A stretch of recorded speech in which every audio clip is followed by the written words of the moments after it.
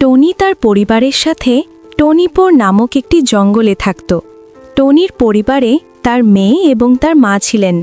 টনির জন্মের সময় তার মা বনে একটি লতা গাছ লাগিয়েছিলেন। টনি, এই গাছটি বেড়ে উঠবে এবং তোমাকে আশ্রয় এবং খাবার সরবরাহ করবে। এটিকে মরতে দিও না। মা, বনে ইতিমধ্যেই অনেক গাছ আছে, তাহলে তুমি এই গাছটি কেন লাগাচ্ছ? ছেলে, গাছ লাগানো ভালো কাজ। আমাদের গাছ লাগানো উচিত, যাতে বন চিরকাল সবুজ থাকে। কয়েক বছর পরে টনির মা মারা যান, কিন্তু তার মা যে গাছটি লাগিয়েছিলেন তা বেড়ে উঠেছে। মা, এই গাছটি এত বড় এবং এত সুন্দর। হ্যাঁ ছেলে, আমার মা তোমার জন্মদিনে এই গাছটি লাগিয়েছিলেন। মা, চলো এই গাছে একটি নতুন ঘর বানাই।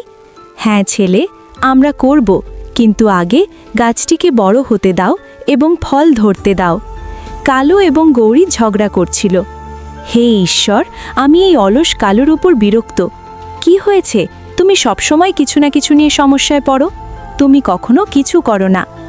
আমি সব কাজ করি।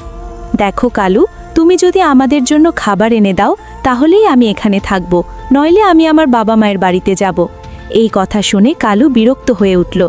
হায় ঈশ্বর, গৌরী খুব রেগে গেছে, কিছু একটা করতে হবে। কালু জঙ্গলে টনির মা যে গাছটি লাগিয়েছিলেন তা দেখতে পেল।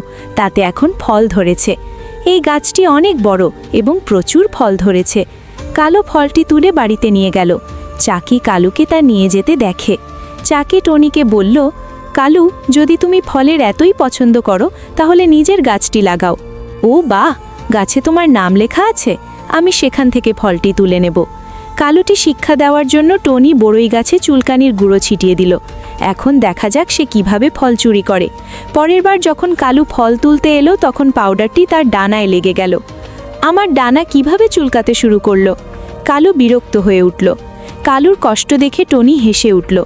কেন কালু, তুমি কি এখন বড়ই চুরি করবে? আমি দুঃখিত টনি, আমি আর কখনো ফল তুলব না।